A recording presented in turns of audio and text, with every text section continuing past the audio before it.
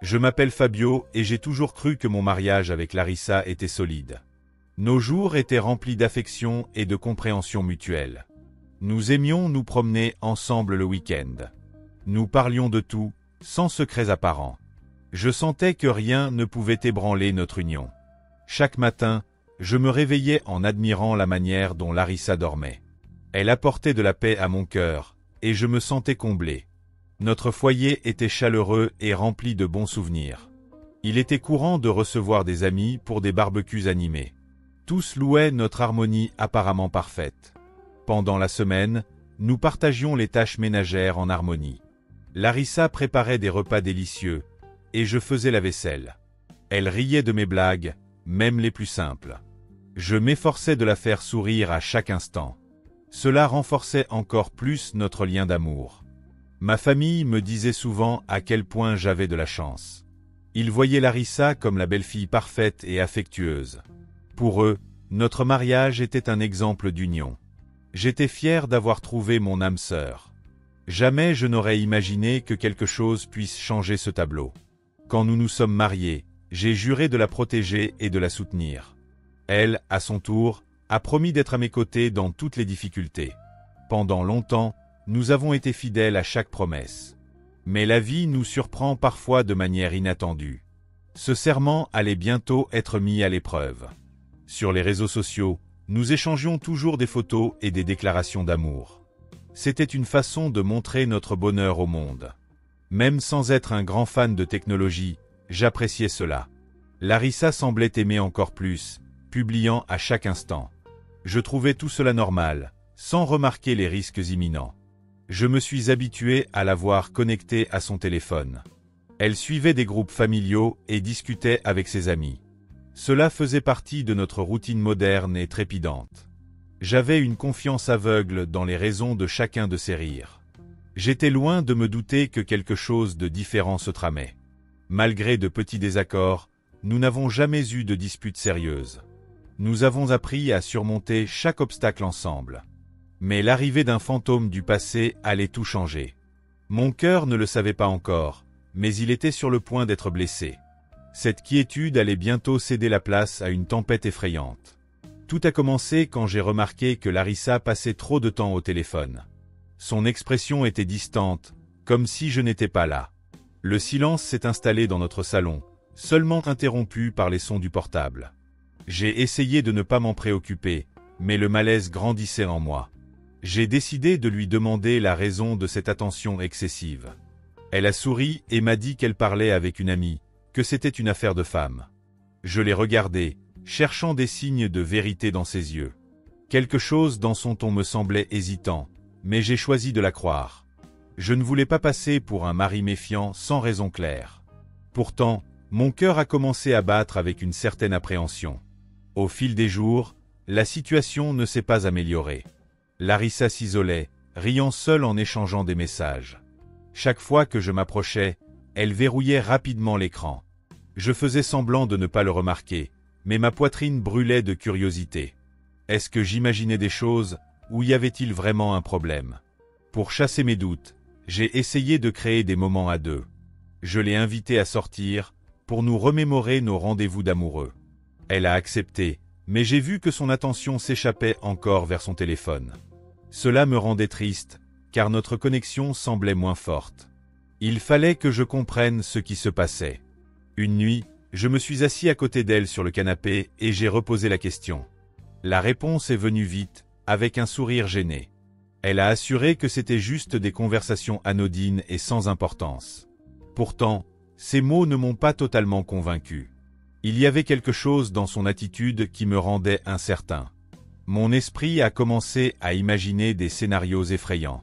J'ai pensé à une trahison, à des mensonges et à des secrets cachés. Mais j'ai essayé de me rassurer en me rappelant notre histoire. Il n'était pas possible qu'elle me trompe aussi froidement. J'essayais de m'accrocher à l'espoir, même au milieu de l'incertitude. Certains amis ont remarqué mon air inquiet. Ils me demandaient si tout allait bien à la maison. Je mentais, disant que nous étions juste très occupés. Je ne voulais pas exposer nos problèmes sans avoir de certitude. Cependant, l'angoisse grandissait chaque jour. Je me souviens d'une nuit où elle arrive fort dans la chambre. Je suis allé voir ce qui se passait et je l'ai trouvée en train de lire des messages. Elle a vite caché son téléphone, disant que ce n'était rien. Mon cœur s'est serré et j'ai dû m'éloigner. À partir de là, mon instinct a commencé à réclamer des réponses. C'est alors que j'ai décidé de prendre une mesure plus audacieuse. J'ai attendu que Larissa s'endorme profondément. Son téléphone était posé sur la table de nuit. Le cœur battant, je l'ai pris et j'ai commencé à lire. J'ai trouvé des messages qui allaient tout changer entre nous. Le nom de l'expéditeur m'a semblé étrange au début. Mais j'ai vite réalisé qu'il s'agissait d'un ex-petit ami à elle. Les conversations avaient commencé de manière décontractée, comme de vieux amis. Mais en faisant défiler l'écran, j'ai trouvé des déclarations d'affection et de nostalgie. Il se remémorait des moments passés et échangeait des compliments intimes. Il disait qu'il se souvenait encore de son corps, de combien elle l'excitait et qu'elle savait comment lui donner du plaisir au lit. Elle répondait en envoyant des photos sensuelles, suggérant qu'elle aussi était excitée en repensant à leurs moments ensemble. Larissa lui avait même envoyé des vidéos d'elle touchant ses parties intimes, glissant 2 doigts en elles, se retrouvant trempée de plaisir avant de les porter à sa bouche, disant qu'elle voulait sentir son membre entrer et sortir d'elle. J'ai eu un frisson en lisant des promesses de futures rencontres. Il parlait d'un possible rendez-vous, loin de mes yeux. Ma tête tournait, et un nœud s'est formé dans mon estomac. Je ne pouvais nier la réalité. Elle me trahissait émotionnellement. La déception m'a submergé de manière écrasante. J'ai respiré profondément et essayé de garder mon calme, mais c'était impossible. J'avais cru en Larissa sans réserve, et elle m'avait menti. Les messages étaient explicites, pleins de serments d'amour. Ma colère montait, mais avec elle venait une immense tristesse. Je me sentais ridicule de ne pas avoir vu cela plus tôt. J'ai refermé le téléphone et l'ai reposé à sa place. Mon esprit n'arrêtait pas de rejouer chaque mot lu. Tout le bonheur que je ressentais semblait s'être évaporé. Il ne restait qu'un goût amer insupportable, mêlé d'un désir de vengeance. J'avais besoin de la confronter, mais je voulais aussi des preuves concrètes. Le lendemain matin, j'ai essayé d'agir normalement. Elle a remarqué mon air fermé et m'a demandé si j'allais bien. J'ai répondu par quelques mots, pour ne pas laisser transparaître ma haine. Je ne savais pas encore comment gérer cela. C'était comme si ma vie avait basculé. J'ai passé des heures à réfléchir à comment en savoir plus. J'ai décidé de faire des recherches sur cet homme, cherchant des informations en ligne. J'ai trouvé des réseaux sociaux où il affichait des photos et des publications diverses. À cet instant, ma colère s'est intensifiée en voyant son visage. Je me sentais trahi et ignoré, ce qui m'aveuglait de révolte. J'avais besoin d'un plan pour révéler toute la vérité. Il ne suffisait pas de l'accuser sans preuve devant elle. Je voulais confronter cet homme, le regarder dans les yeux. L'idée d'attendre devant chez lui a commencé à germer.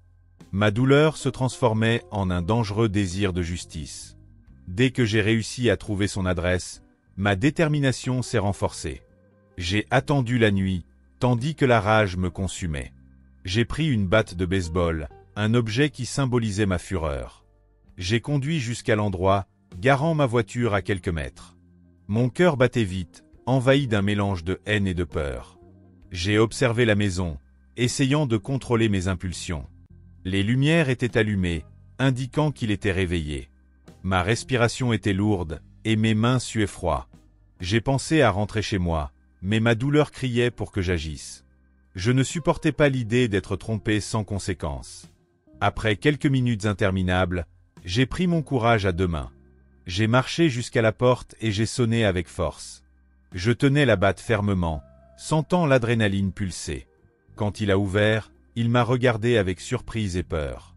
Avant qu'il ne puisse réagir, j'ai porté un coup à sa jambe. Le bruit du choc a été sec, et il est tombé au sol en criant de douleur. Ma tête palpitait, mais la fureur ne me laissait pas reculer. Je l'ai regardé et j'ai crié, disant que je savais tout. Il a d'abord nié, essayant de se défendre. Mais je n'étais pas prêt à écouter des excuses vides. La rage guidant mes actes, j'ai donné un autre coup. Le craquement de l'os m'a fait trembler intérieurement. Il a supplié pour de la miséricorde, avouant les messages échangés. Mon cœur battait fort, et ma vision semblait floue. La douleur d'être trahi m'aveuglait, me poussant à agir sans réfléchir. Il a juré qu'il ne contacterait plus Larissa. J'ai craché des mots pleins de menaces, lui faisant comprendre mon message. J'ai dit que c'était juste un sérieux avertissement. S'il osait envoyer un autre message, je mettrais fin à sa vie. Il a acquiescé, terrifié, essayant de contenir le sang qui coulait. Ses cris résonnaient dans la rue, et j'ai réalisé l'ampleur de mon geste. J'ai ressenti une pointe de regret, mais je n'ai pas fait demi-tour. Je me suis éloigné lentement, le laissant là, blessé et effrayé. La vision de cet homme à terre a marqué mon esprit à jamais. Je savais qu'il n'y aurait pas de retour à mon innocence. Je suis retourné à ma voiture et j'ai conduit sans but, essayant de réaliser ce que j'avais fait. Tout mon corps tremblait, encore envahi par une fureur latente. En même temps, une partie de moi pleurait pour la ruine que j'avais causée. Je n'étais plus le même homme qui croyait aveuglément en l'amour. Cette nuit allait changer ma vie et mon mariage pour toujours. Quand je suis rentré à la maison, Larissa a remarqué mon état perturbé. J'ai dit que j'avais besoin d'être seul et je me suis enfermé dans la chambre. Elle n'a pas compris, mais m'a regardé avec une réelle inquiétude. La confusion dominait mon esprit, partagé entre regret et vengeance. Je voulais juste que tout redevienne comme avant. Les jours suivants, j'ai évité tout contact plus profond avec elle. J'ai passé plus de temps dehors, évitant notre foyer et nos conversations. Elle insistait pour savoir ce qui se passait, mais je me taisais. En moi, un tourbillon d'émotions s'entrechoquait. Sa tristesse était évidente, et cela m'affectait. Je me souvenais des messages lus, des vidéos intimes, des promesses de rencontres. Je ressentais une douleur insupportable, comme si ma poitrine était vide. Même ainsi, je ne pouvais pas me confier sans exploser de colère. L'image de cet homme en sang me hantait dans mes rêves. Je me demandais si j'étais allé trop loin dans ma rage. Je ne lui ai pas raconté ce que j'avais fait à son ex-petite amie. J'ai porté ce fardeau seul, vivant avec la culpabilité quotidienne. Même en voyant ses yeux pleins de questions, je suis resté silencieux. Avec le temps, elle a mis son téléphone de côté. Elle semblait déterminée à regagner ma confiance à tout prix. Nos moments ensemble ont retrouvé un peu de légèreté. Petit à petit, notre mariage semblait reprendre un cours. Les sourires revenaient timidement, et la routine redevenait plus sereine. Elle se montrait plus affectueuse, comme si elle avait oublié cet autre homme. Malgré tout, nous sentions qu'il restait de l'amour à sauver. Des mois après cet incident, nous avons réussi à reconstruire une partie de notre union. Je n'ai pas oublié ce qui s'est passé, mais j'ai fait l'effort de pardonner. La vie à deux retrouvait une harmonie, bien que ternie par le passé. Alors, avez-vous aimé cette histoire? J'espère que vous avez apprécié chaque seconde. Likez la vidéo et abonnez-vous à la chaîne pour ne manquer aucun contenu futur. Dites-moi dans les commentaires ce que vous en avez pensé, j'adorerais savoir ce que vous en pensez. À la prochaine. Je vous attends.